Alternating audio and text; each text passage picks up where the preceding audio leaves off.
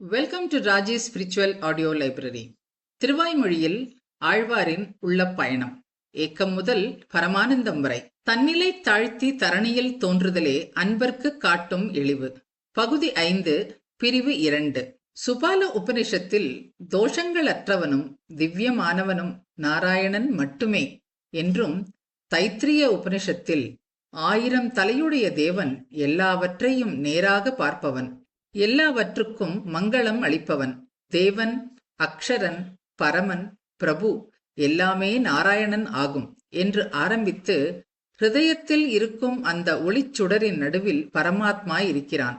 அவனே பிரம்மா, அவனே சிவன், அவனே இந்திரன், உயர்ந்தவனான அவனே கர்மவசப்படாத முக்த ஜீவனும் ஆவான் என்று முடிகிறது. இதை விஷய வாக்கியமாக கொண்ட பிரம்மசூத்திரம் லிங்க பூயஸ்துவாத் தத்ஹி பலிய தத்ஹபி என்பதை விளக்கும். ஸ்ரீபாஷ்யத்தில் எம்பெருமானார் எல்லா வித்யிலும் உபாசனம் செய்யப்படும் பிரம்மம் என்பது நாராயணன்தான் என்பதை நிச்சயம் செய்கிறார். பொய்கையாழ்வார் முதலாவார் மூவரே அம்மூவருள்ளும் முதலாவான் மூரி நீர் வண்ணன் முதலாய நல்லான் அருளல்லால் நாமநீர் வையத்து பல்லார் அருளும் பழுது என்று மூவரில் நாராயணனே முதலானவன், அவன் அருளாலேயே மற்றவரும் அருள் செய்கின்றனர் என்று அருளிச் செய்கிறார். படைத்தல், காத்தல் மற்றும் அழித்தல் ஆகியவற்றை செய்கிற பெயர்களை பகவான் எனப்படும் ஜனார்தனன் ஒருவனே பெறுகிறான் என்றும் விஷ்ணு புராணத்தில் உள்ளது. இவ்வாறுள்ள வேத வாக்கியங்களை நன்கு ஆராய்ந்து மேன்மையில்லாத மற்ற தேவர்களின் மேலுள்ள ஈடுபாட்டை தவிர்த்து நாராயணனே முதன்மையானவன் என்று தேறி அவனுக்கு மட்டுமேயான பக்தியை இந்நாளே செலுத்துங்கள் என்கிறார் ஆழ்வார். மின்னின் நிலையில மண்ணுயிர் ஆக்கைகள் என்று ஆழ்வாரே முன்னம் அருளியதுதானே. அதன்படி ஆயுளின் நிலையற்ற தன்மையை அறிந்து காலம் தாழ்த்தாமல் இன்றே அவனை அடைந்து பக்தி செய்யுங்கள் என்கிறார். 2 கதவுகளை அடைத்து உறங்கும்போது தீ பற்றினால் உடனே அணைக்காமல் காலம் தாழ்த்துவோமோ? அதைப்போல சம்சார நெருப்பணைக்க அவனை உடனே பற்றுவீர். இவ்வாறு பிரம்மமானது நாராயணனா, பிரமனா, சிவனா என்ற மனதின் ஐயமான அழுக்கை அகற்றி ஸ்ரீமன் நாராயணனே பரம்பொருள் என்று ஆழ்மனதில் திடமாக நிறுத்தி திருமகள் கோணனான அவன் திருவடிகளே தஞ்சம் என்று மறந்தும் புறந்தொழாமல் அவன் ஒருவனையே வணங்கினால் முன் செய்த பாவ செயல்களும் மற்றும் இனி செய்யப்போகும் பாவச் செயல்களும் நசிந்தொழியும். பிரம்மசூத்திரத்தில் பிரம்ம வித்யை பெறும்போது பின் முன் பாவங்களுக்கு ஒட்டாமையும் அழிவும் வரும் என்றுள்ளது. தாமரை இலையில் தண்ணீர் எப்படி ஒட்டாதோ அப்படி பிரம்மத்தை உபாசனம் செய்பவனிடம் பாவச் செயல் ஒட்டாது. தீயினில் இட்ட முஞ்சம் எனும் புல்லின் பஞ்சு எப்படி பொசுங்குமோ அப்படியே பிரம்ம வித்தியை அடைந்தவனின் எல்லா பாவங்களும் பொசுங்கும் ஆகிய வேத வாக்கியங்களை இங்கு ஆழ்வார் விவரிக்கிறார். பகவத்கீதையில் கண்ணனும் என்னை பற்றியவருக்கு துன்பம் ஏற்படாது என்று அருளினான். அவனை பற்ற காலம் கழிந்துவிட்டது என்று வருத்தமேன்? நடக்கும்போது அந்த காலோடு சாய்வதும் அமையும் என்ற பாசுரம் போல உயிர் முடியும் தருவாயிலும் அவனை வணங்கினால் பலன் தப்பாமல் கைகூடும் என்கிறார் ஆழ்வார். ஏராளும் இறையோனும் திசைமுகனும் திருமகளும் கூறாளும் தனையுடம்பன் என்னும்படி எழுச்சியுடைய நான்முகனுக்கு நாபிக் கமலத்திலும் திரிபுரம் எரித்த சிவனுக்கு வலப்புறத்திலும் எம்பெருமான் தமது உயர்ந்த குணத்தால் சமமான இடம் கொடுத்ததால் அவர்கள் தங்கள் சொரூபத்தை அறிந்தனர். ஆயினும் பிரமனும் சிவனும் இருள் தரும் மாஞாலத்தில் பிறக்கவில்லை. எதையும் தன் நினைவாலேயே முடிக்க இயலும் சர்வஜனாக இருந்தும் எம்பெருமான் மட்டுமே புலன்களுக்கு தெரியும்படி இங்கே பிறந்தான். அதற்கு காரணம் அடியார்களை நேரே வந்து காப்பாற்ற வேண்டும் என்ற திருக்குணமே.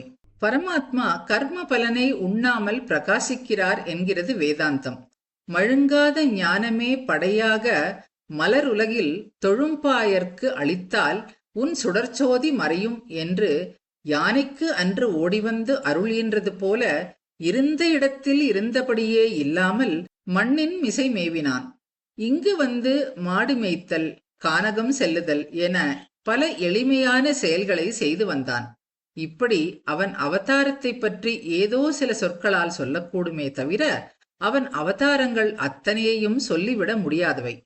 அவனது இவ்வவதார செயல்களை மாயை என்னும் விலங்கிட்டு அணுகாதவர்களை அதிகம் அகலாதபடி செய்கிறான். அதையும் மீறி அவைகள் விலகினால் அனுமதியும் தருகிறான். இப்படியாக அவன் இருப்பதால் அவன் லீலைகளை விளங்கிக் கொள்ள கடினமாக இருக்கிறது. நல்ல ஞானத்தையுடைய தேவர்களையும் இந்த அவதார மாயங்கள் கலங்கடிப்பவை. அது கிடக்க அவன் திருவடியை அனுபவிக்கிறார் ஆழ்வார். பரந்த பூமியை அளந்த அவன் திருவடித் தாமரைகளை எப்போதும் வாயால் சொல்லி தழுவி தலையால் வணங்குவேன் என்கிறார் ஆழ்வார். தேவர்கள் தொழும் திருப்பார்கடலை கடைந்த எம்பெருமானை குறித்து திருக்குறுகூரில் அவதரித்த ஆழ்வாருடைய கைங்கரிய ரூபமான சுவைமிகுந்த 1000 பாடல்களில் இ10 பாசுரங்களையும் கற்க வல்லவர்கள் பிறவி என்னும் சிறையிலிருந்து நீங்க பெற்று பரமபதம் சென்று நித்தியசூரிகள் போன்ற மேன்மையை அடைவார்கள் என்று ஆழ்வார் தலை கட்டுகிறார். தம்முடைய பிரபந்தங்களை கற்பதன் மூலம் தன்னுடன் சம்பந்தம் கொண்ட அனைவரது பிறவி என்னும் சிறையை அறுத்ததால் ஆழ்வாருடைய அவதாரம் மிகவும் வள்ளல் தன்மை மிக்கதாகிறது. பதிகத்தின் பெருமை. இங்கு ஆழ்வார் ஒளிவரு முழுநலம் முதலில கேடில என்று எம்பெருமானின் கல்யாண குணங்கள் உடைமையை சொல்லி உடனே வீடாம் தெளிதரு நிலையையது ஒழிவிலன் என்று மோட்சமாகிற தெளிந்த நிலத்தை தருபவன் என்கிறார். ஒளிவரு மழு நலம் முதலில கேடில என்பதிலேயே மோட்சமளிக்கும் குணமும் அடங்கினாலும் அது தனியே சொல்ல வேண்டிய ஒரு முக்கிய குணம் என்பதால் ஆழ்வார் அதை தனிப்பட அருளிச் செய்கிறார். இப்படி மோட்ச பிரதத்துவத்தை தனியே அருளிச் செய்தவர் நம்மாழ்வாரே ஆவர். இவ்வாறு மோட்சமளிக்கும் குணத்தை ஆழ்வார் தனிப்பட அருளிச் செய்திருப்பது கொண்டே சுவாமி ராமானுஜரும் ஸ்ரீபாஷ்யத்தின் மங்கள ஸ்லோகத்தின் முதலடியில் அகில புவன ஜென்மஸ்தேம பங்காதி லீலே என்று எம்பெருமானின் உலகத்தில் படைத்தல் காத்தல் அழித்தல் என்பதை கூறி பின்னர் 2ஆம் அடியில் வினத விவித பூதவ்ராத ரக்ஷைக தீக்ஷே என்று மீண்டும் காத்தலை குறிப்பிட்டுள்ளார்.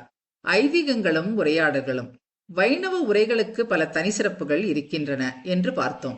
அவ்வுரைகளில் வைணவ ஆச்சாரியர்கள் பெயர்களும் அவர்கள் சம்பந்தப்பட்ட நிகழ்ச்சிகளும் உரையாடல்களும் இடம்பெற செய்துள்ளது ஒரு சிறந்த யுக்தி. இந்த ஐதீகங்கள் மூலம் ஆச்சாரியர்களை பற்றி நாம் ஆழமாக தெரிந்து கொள்ளலாம். அவர்களின் உரையாடல்கள் மூலம் நாம் சித்தாந்தத்தை பற்றியும் தெரிந்து கொள்ளலாம். எம்பெருமான் மிக்க எளிமையை உடையவன் என்று ஆழ்வார் இப்பதிகத்தில் அருளிச் செய்ததை பற்றி ஒரு ஐதீகம் கூறப்பட்டுள்ளது. ஒரு நாள் எம்பெருமானுடைய மேன்மை தொடங்கி எளிமை வரை விளக்கி அருளினார்.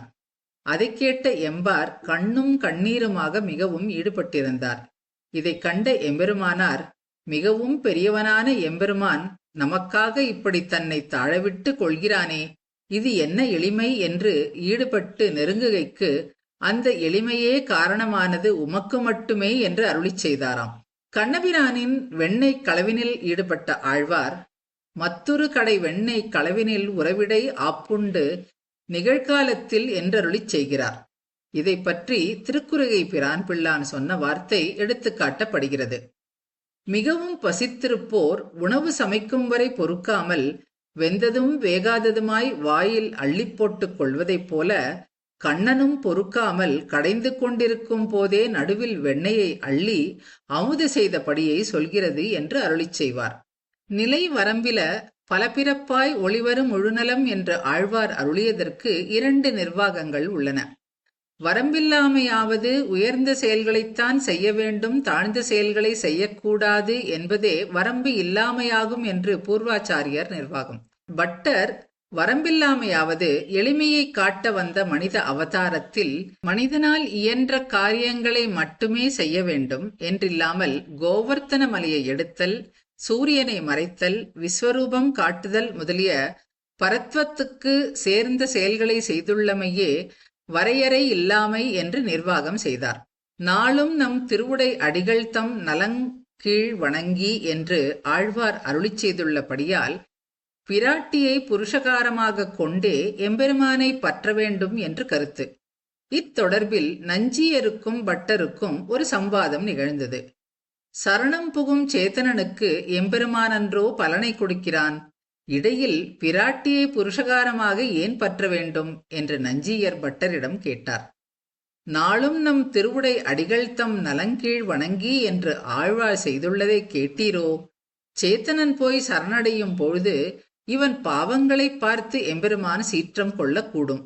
ஆனால் பிராட்டி இவன் குற்றத்தை பாராமல் தன் நிழலிலே வைத்து தகுந்த நேரத்தில் எம்பெருமான் இவன் குற்றங்களை பொறுக்கும்படி செய்து சேர்ப்பிப்பவள் பிராட்டி அன்றோ?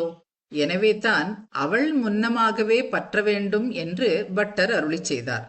பெருநிலம் கடந்த நல்லடை போது அயற்பிலன் அலற்றுவன் தழுவுவன் வணங்குவன் அமர்ந்தே என்று நம்மாழ்வார் அருளிச் செய்ததற்கு 2 நிர்வாகங்கள் உள்ளன. திருக்குறுகை பிரான் பிள்ளானின் நிர்வாகத்தில் அயற்பிலன் அலற்றுவன் தழுவுவன் வணங்குவன் என்ற 4ம் நிகழ்காலத்தில் அமைந்தவை. இதன்படி இப்போது அயற்பிலாதவனாய் அலற்றுகின்றேன், தழுவுகின்றேன், வணங்குகின்றேன் என்பது பொருளாகும். அதனால் ஆழ்வார் மனத்தால் அனுபவிக்கும் நிலையாகும். திருவாய்மொழி முழுவதும் ஆழ்வாருக்கு மானச அனுபவமே ஆகையாலே இவ்விளக்கம் திருவாய்மொழி முழுமைக்கும் சேரும். நஞ்சியர் நிர்வாகத்தின்படி அயற்பிலன் அலற்றுவன் தழுவுவன் வணங்குவன் என்ற 4ம் எதிர்காலத்தில் அமைந்தவை. இதன்படி இனிமேல் அயற்பிலாதவனாய் அலற்றுகின்றேன், தழுவுகின்றேன், வணங்குகின்றேன் என்பது பொருளாகும். அதனால் முன்பாசுரத்தில் மானசமாக அனுபவித்த எம்பெருமானை வெளியே அனுபவிக்க நினைத்து அது கிடைக்காமையாலே பராங்குச நாயகியாக ஒரு பெண்ணின் நிலையை அடைந்து அனுபவிக்க பாரிக்கிறார் என்று பொருள். இவ்விளக்கம் இத்திருவாய்மொழியோடு மிகவும் சேரும். ஆழ்வாரின் உள்ள பயணம் தொடரும். தொடர்ந்து அனுபவிப்போம்.